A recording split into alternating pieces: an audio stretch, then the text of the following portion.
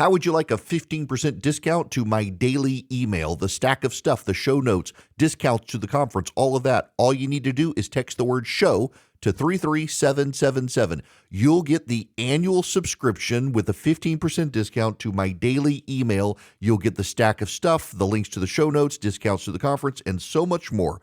All you have to do is text the word show, SHOW, to 33777. Text show to 33777.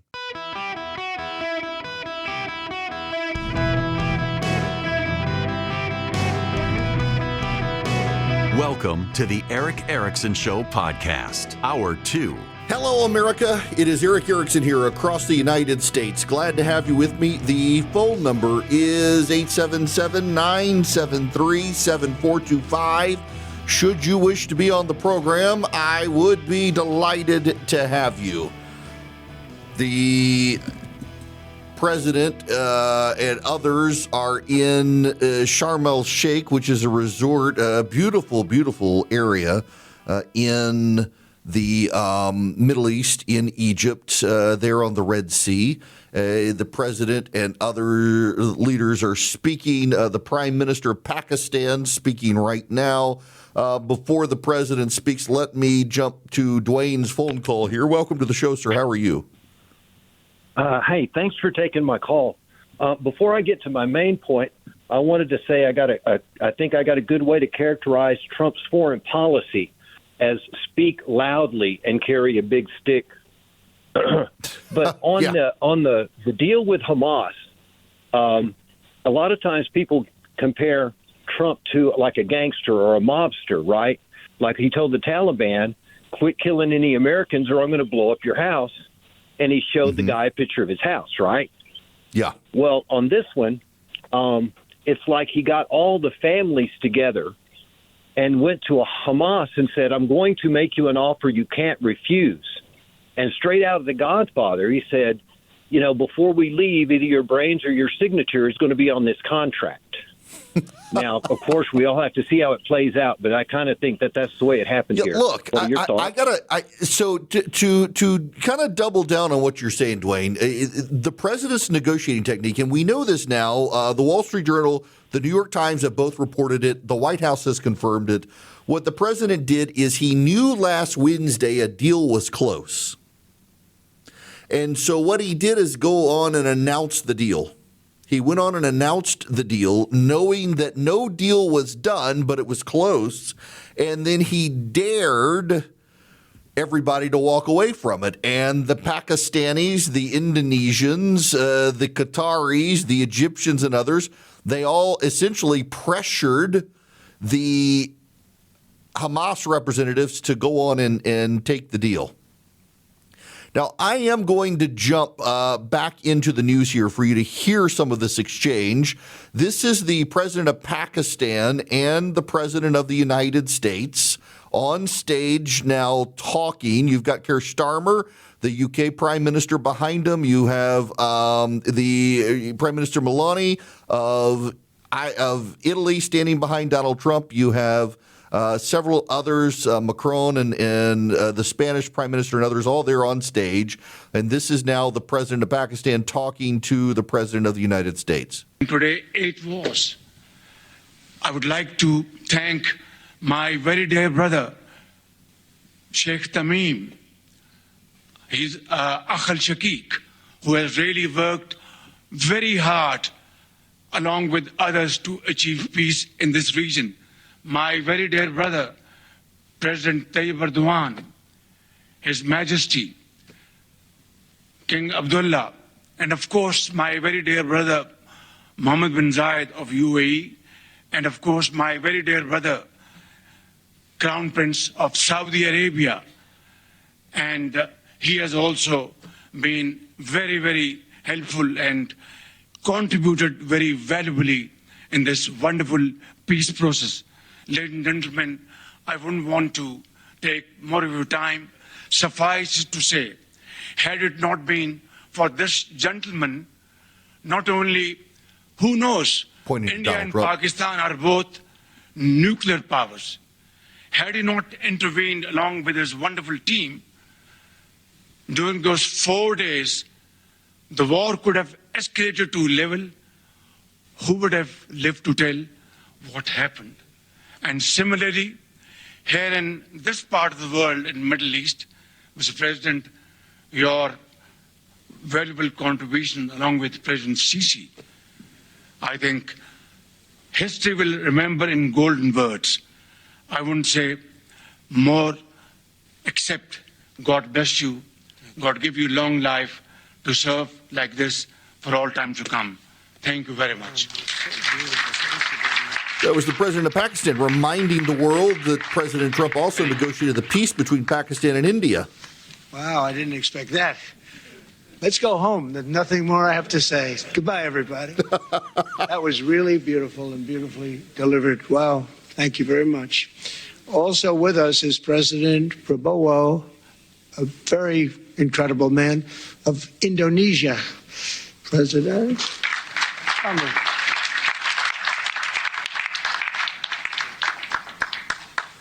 Now, look, it's worth noting here while we're listening to this history President Abbas of the Palestinian Authority. See, we have them all. We have them all. Wouldn't be happening but for Indonesia and Pakistan. It's good to have you. And so many others. I have a list here. This first three rows and what's standing behind me, I don't know why they chose to stand, but it's there. They're going to be very famous tomorrow, all of them. We have the Arab League is represented by His Excellency, and thank you very much for being here. Thank you very much. We have Armenia, and Azerbaijan. That's a little war that we stopped. That's a little war. There they are. Look at them. They're sitting. When I met with them, it was in the Oval Office. They fought for like 31 years or some crazy number. And they had one sitting on that side of the Oval Office, one sitting. By the time we finished in 1 hour, they were both hugging each other. And now they're friends and they're getting along great. Look at it. So I want to thank you both. That's incredible. Really incredible. So you have Armenia and you have Bahrain. You have Canada. It's so great to have, in fact, the president called and he wanted to know if it's worthwhile. He knew exactly what it was. He knew the importance. Where's Canada, by the way? Where are you? Where are you? He knew the importance of this. He said, I want to be there. So many people have done that. They called. I mean, they heard about it. And these are not people that can do that very easily. They have pretty big schedules to put it in mind. The most powerful people. And I appreciate you being here very much, Mr. President. Fantastic. Prime Fantastic. And Cyprus, Egypt, the European Union, it's a lot of countries. France, thank you very much, Emmanuel. I would imagine Emmanuel standing someplace behind me. Where is he? I can't believe it. You're taking a low-key approach today. He's my friend. That's great. Good job. Thank you very much, Emmanuel. Germany, the new Chancellor of Germany he's easy to spot because he's very tall and he's very smart and he's doing a fantastic job for us. That's the president going through this list. And by the way, I got to say this. I want you to understand the dynamics here because this matters greatly. We're all political creatures. All of us are political creatures. We all think about politics. If you're listening to this program, you're interested in the news, you're interested in culture, you're interested in faith, you're interested in politics. Politics kind of dominates a lot of what we're doing right now. Here's the president of the United States on stage, live, Sharm el-Sheikh, the president of Pakistan, standing behind him, reminding the world there was almost a nuclear war between India and Pakistan that over a 4-day period continued to escalate until Donald Trump intervened. There's Armenia and Azerbaijan in the same room together, crediting Donald Trump with bringing them peace. You have peace in this situation in the Middle East. And what's going on around all of this? This is the important thing for you to remember. There's a government shutdown. There's a government shutdown. You know, presidents love foreign policy, particularly in their second terms, because it's something they can control without having to deal with Congress. The president of the United States can bring peace to the Middle East and not peace to Washington, D.C. But does the government feel shut down to you? This is a problem for the Democrats. You had this quote last week from Chuck Schumer that every day gets better for the Democrats. This is not a good day for the Democrats. They're nowhere to be seen. And does the government feel shut down to you? Does the government feel shut down to you? If you work in the government, I'm sure it does. But for the rest of you, the majority of Americans, how much do you feel like the government shut down? Here's the president of the United States who is still able to leave the country with motorcade and all. He's got the military funding sorted out, so the military is going to get paid this Friday, unlike a shutdown when the Democrats are in charge. Does it feel shut down to you? And the president of the United States on a stage, surrounded by world leaders who are applauding him, who are laughing at his jokes.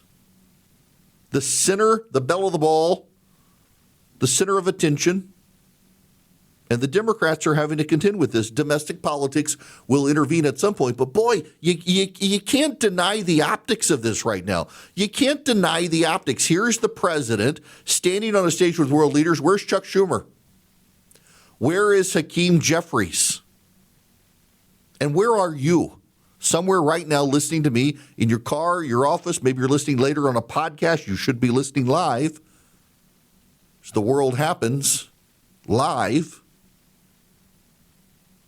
Do you feel like the government is shut down right now? This is a problem for the Democrats, and the politics of this is Donald Trump is getting praised today on MSNBC. He's getting praised today on PBS. He's getting praised today across the world. He's getting praised in the New York Times. Everywhere that progressives go, except for maybe John Oliver and Rachel Maddow, the president of the United States is getting praise for bringing peace to the Middle East. And everyone caveats it with, we don't know how long it's going to last. We don't know what it's going to look like. You can't be sure it's going to sustain itself. This is the Middle East after all. But today, the hostages are home. The pictures of the hostages that have been plastered around walls around the world are coming down. John Fetterman taking the pictures down. The pictures of the hostages in Ben Gurion Airport. When you fly into Tel Aviv, there have been giant posters of the faces of every hostage in captivity. They're all gone today. And the president is on stage, commanding the crowd in the room.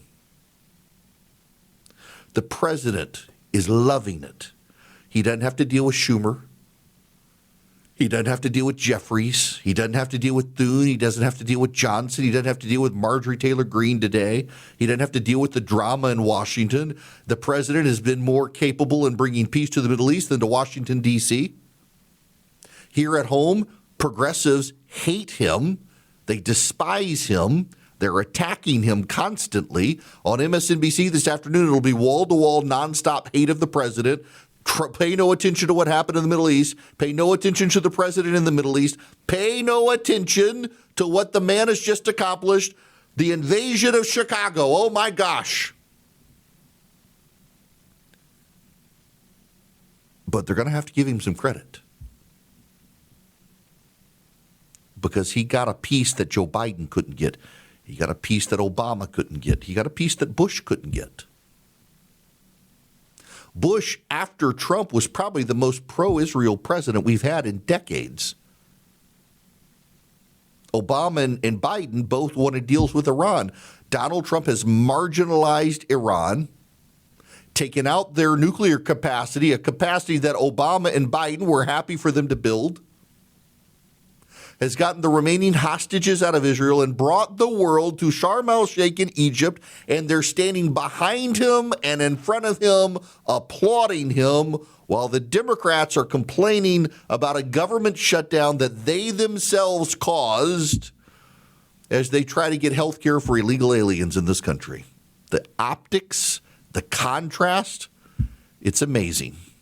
Boll and Branch kindly sent me a new set of king-size sheets, and I'm happy to get them, but I'll tell you the truth, I've already got Boll and Branch sheets that I've had for about a decade. They are so soft now. They haven't frayed. They haven't worn out. They've just gotten really soft. They're made of the highest quality, 100% organic cotton. They're very durable. And right now, they've got limited edition fall colors for a deeply comforting bedroom.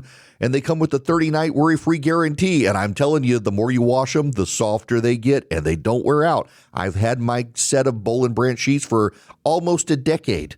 You can start building your sanctuary of comfort this fall with Boll and Branch. For a limited time, get 20% off your first set of sheets plus free shipping at bollandbranch.com/Eric. That's Boll and Branch, BOLLAND branch.com/Eric, ERICK. Save 20%, unlock free shippings, exclusions apply, and you get those great fall colors right now.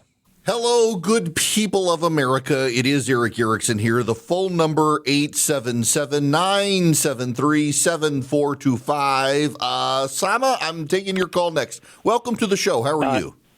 Yes, sir. I'm calling, first of all, to thank you very much for the way you present the news. You clarify it and simplify the details where everybody can understand the fact. And also, I would like to say I'm so sorry because I called in, if you remember, October 6th, 10 hours before Hamas attacked Israel in Gaza. And I had an unpleasant phone call with you, and I was kind of mean, and I accused you that you are a Trump hater. And I'm sure you have a record of this phone call. Maybe you played one time, but I'm honestly, so sorry. I never remember those. Look, but, people say stuff all the time out of emotion and stuff. I try not to hold it against them. But it was a very frustrated time. It was Biden time, and the war was in the Middle East. And to be honest, 10 hours before the attack, I had a feeling that something can explode.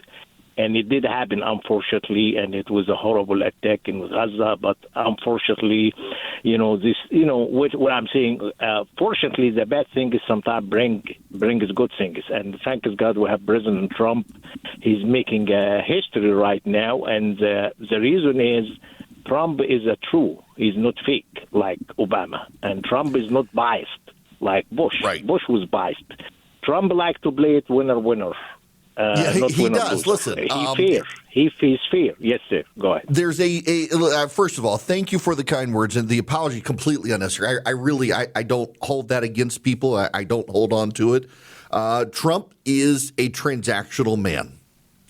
And I'm not saying that as a negative. I'm saying it as a positive. He wants to cut deals, and he will cut a deal with whoever. It goes back to his business strengths and him being a businessman. He is a very transactional president. And when you talk to people in his orbit, he very straightforwardly, everyone will tell you, is very transactional.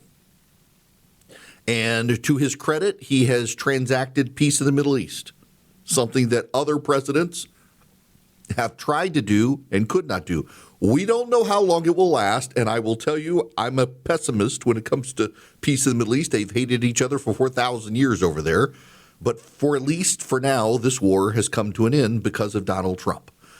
Now, I need to tell you guys, for real, I had to use the Eden Pure Thunderstorm this weekend because I fried onion rings in the kitchen. And we don't have a vent in the kitchen. We had one that went underneath the stove. It was very weirdly designed. And then when the stove broke, we couldn't find one that fit it, so we just don't have one anymore. And I don't have the money to do put a new one in, so I'm not worrying about it. And I would just tell you guys that the Eden Pure worked. It took out, it just wiped out the smoke odor and the frying odor and the vegetable oil odor. It works. You can get 3 of them. You can save $200. Get them for less than $200 at EdenPureDeals.com. EdenPureDeals.com. That's the discount code. EdenPureDeals.com. Discount code, ERIC3, ERICK3. The website is EdenPureDeals.com. You get 3 of them. You save $200. They eliminate all odors. All odors eliminated. It works so well. Get 3 of them. Save $200. EdenPureDeals.com. Discount code ERIC3, ERICK3. Greetings, conversationalists. Welcome. It's Eric Erickson. The phone number, 877-973-7425. Should you wish to be on the program. I'm going to pause on all the other stuff I was going to get to, and let me just talk to you for a moment. So can I be honest about the way my mind works? Because I bet I'm not alone.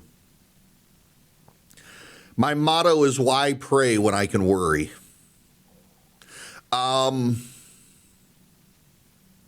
just real talk from me. When things are going well, I expect the bottom to fall out, and it's terrible theology, by the way. It's terrible to think that way. But when I see all this peace in the Middle East, I'm thinking, we're going to wake up to like a nuclear bomb going off tomorrow, aren't we? I know it's catastrophic thinking, and I try not to catastrophize everything these days. There's so much catastrophic thinking out there. And a lot of people, though, I suspect are kind of like me, that when things are going real well, you just wait for the bottom to throw out. And I mean, even in my personal life, things have been going real well lately. Other than Christie's broken foot, things have been going well on the professional front. So you just wait for the bottom to fall out. You're bracing yourself to be disappointed again. I just know I shouldn't think like that. And you know what comes to mind to me oftentimes when I go down this path of thinking that, it's so good right now, what bad is going to happen? Something wicked this way comes, something stirring in the shadows, that this can't last, this can't be true, this can't be real, is that sermon from Jesus on the Sermon on the Mount in Matthew 6. Therefore, I tell you, don't worry about your life, what you'll eat or drink, or about your body, what you will wear. Is not life more than food, and the body more than clothes? Look at the birds of the air. They do not sow or reap or store away in barns, and yet your heavenly Father feeds them. Are you not much more valuable than they? Can any one of you be worrying? Can any one of you, by worrying, add a single hour to your life? And why do you worry about clothes? See how the flowers of the field grow. They do not labor or spin. Yet I tell you that not even Solomon in all his splendor was dressed like one of these. If that is how God clothes the grass of the field, which is here today and tomorrow is thrown into the fire, will he not much more clothe you, you of little faith? So do not worry, saying, what shall we eat, or what shall we drink, or what shall we wear? For the pagans run after these things, and your heavenly Father knows that you need them. But seek first his kingdom and his righteousness, and all these things will be given to you as well. Therefore, do not worry about tomorrow. Tomorrow will worry about itself. Each day has enough trouble of its own. Now, intellectually, I can read that, and it doesn't matter whether you're a believer or not. It's pretty good advice. Don't worry about tomorrow. Tomorrow's going to take care of itself. Worry about today, except don't worry about today. Today, you're in control of as much as you can be. My son has a short fuse at times. He can get very aggravated very quickly. He's his mother's son. And it's friends of mine when things happen, whether it's in my job or my profession, my life, they're like, well, why aren't you just mad? I've gotten wise enough through enough bad things happening, you gain some wisdom whether you want it or not, to know that there are certain things in your life that you have no control over. So there's no reason to get worked up about those things. And I try to tell my son, if you did the best you did and it didn't work out, and you know you did the best you did, there's no reason to get mad. Learn the lesson and move on. Or if there's absolutely, if it's not in your control at all, move on. There's no reason to fret and to worry if it's not in your control. If it's not in your control, you're just going to have to rely on God, luck, whatever you believe in. It's out of your control, so you can't really fret. But I got to tell you, I look at things like today. This is a momentous deal, y'all. This is a genuinely momentous deal. The President of the United States should be commended for what he has done. the President of the United States has been able to get a peace deal in the Middle East. He brought together countries that don't particularly care for each other that much to secure a better future for a lot of people. If there's a split screen today, and it's a split screen you can't actually show on television, I have unfortunately seen it. Let me describe the split screen for you today. It's the one you can't see, but you should know exists, and I'm not making this up.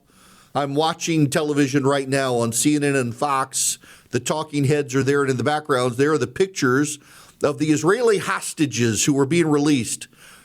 Everyone is in tears. They are hugging their families.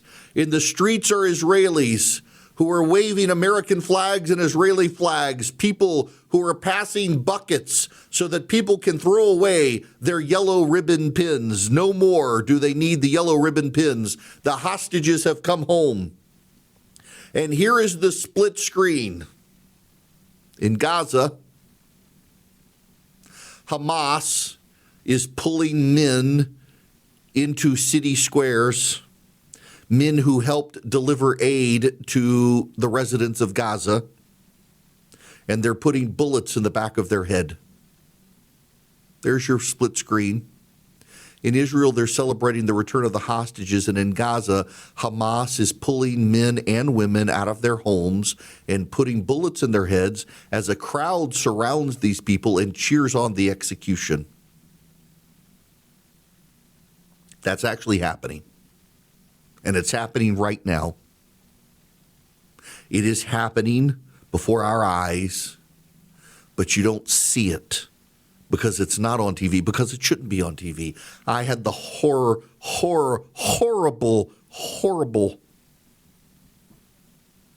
experience. I don't have the filter set on Twitter, and it reminds me I need to see some man's head get blown off. It's not AI, it's real. Hamas is pulling people out of their homes and executing them to the cheers of crowds who are upset that these people gave them food. The very crowd that ate the food is cheering on the men who gave them the food being murdered. These are not people who want peace in our times. We should be realistic about what the president has done is he pulled together a whole lot of leaders in the Middle East who understand the monstrosity of Hamas and also understand that many of the Palestinian people in Gaza actually do support Hamas. They are raised on Jew hatred. They are taught in their schools that the Israelis are monsters who must be murdered. They're taught that in their schools. As you and I are taught the ABCs and 1, 2, 3s, they are taught that Jews must die. They do not want peace. They have not been raised on peace. They have been raised on evil. They have been raised on murderous rage. They have been raised on war. And the Arab leaders understand it. And the Arab leaders don't want these people in their countries either. And so they hope that should you pour resources into Gaza and build up Gaza and build up the strength of Gaza and build up the economic power of Gaza, that the murderous desire to kill the Jews and anyone else who stands in the way will subside, and the profit motive will take over the murderous motive of killing the Israelis. They don't know, but they hope. And so we can hope. I do. I really do. I look on this stuff and think, something bad must be about to happen. It's just too good to be true. It's too good. But that's me in my mind preparing myself. A pessimist is never disappointed. But a pessimist never really finds joy either. Because with joy comes the expectation of something bad, and that's no way to live. Do not worry about tomorrow, for tomorrow will worry about itself. Each day has enough trouble of its own. That's true. You know what? Something bad may happen tomorrow. I can't control it. I can't stop it. But you know what else is tomorrow? Might as well say this now instead of tomorrow. Tomorrow is my 25th wedding anniversary. I'll be working, not taking the day off. A week from tomorrow, my wife goes for her lung scans for her stage 4 lung cancer. 9 years ago next week, my wife was given 2 years to live. 9 years ago, my wife was given 2 years to live. And here she is, still able to kick my butt. Well, she would be, except she's in an air boot from having broken her foot, so she can't right now. But nonetheless, she'll mend. I can't worry about tomorrow. You can't worry about tomorrow. You want to worry about it. I want to worry about tomorrow. I want to worry something bad must be about to happen. But good is going to happen too. And if you spend all your time in existential dread about what bad could happen, you don't appreciate the good. And so I can sit here and can tell you, oh my gosh, something horrible could happen tomorrow, but a lot of good could happen too. A lot of good will happen. Tomorrow, my wife and I will do absolutely nothing to celebrate our 25th anniversary. I would like to take her somewhere, but she's not comfortable getting out of the house yet with her foot. I ordered her some flowers. I took my son this weekend to Atlanta. He was looking at we went to Jim Ellis in Atlanta, the big car dealership up there, looked at a Hyundai Santa Fe, and then found out later it's only got a 4-cylinder engine. And now the Toyota 4Runners only have a 4-cylinder engine. And while I don't want my kid to have a bunch of power in his car, I want him to have more power than a 4-cylinder is going to get him. I'm a little bit disappointed, and a lot of it is these green compliance rules from the Biden administration. They redesigned a bunch of these cars to have 4-cylinder engines, and I just don't want to put my kid in an SUV with a 4-cylinder engine. So we're looking at something else. So we did that this weekend, and it was a lot of fun. My son and my daughter went with me. My wife stayed home because of her foot. Tomorrow, it'll be our anniversary. I will cook something nice for my wife for dinner. And at some point, we'll get up to the mountains. My wife wants to go find a cold mountain stream to put her feet in when she feels up for it. I got to find us a place in the mountains to be able to do that. There's a lot of good that has come and a lot of good that's coming, and we're seeing the good today in the Middle East as these hostages are released. And their families who have been waiting for them wrap them in their arms and surround them with joy. Some of them came home to find their families had been murdered, but they're free and out of the tunnels. I can't control what's going to happen tomorrow, and neither can you. We can know some of the things that will come, and we can worry about the other things, but why worry about tomorrow? You can't control it. You're not in charge of it. You got enough going on today, and today in Egypt and in Israel, there's a lot of joy for a lot of peace outside of Gaza. In Gaza, they're still evil, but we'll deal with it. For now, though, just everybody take the win.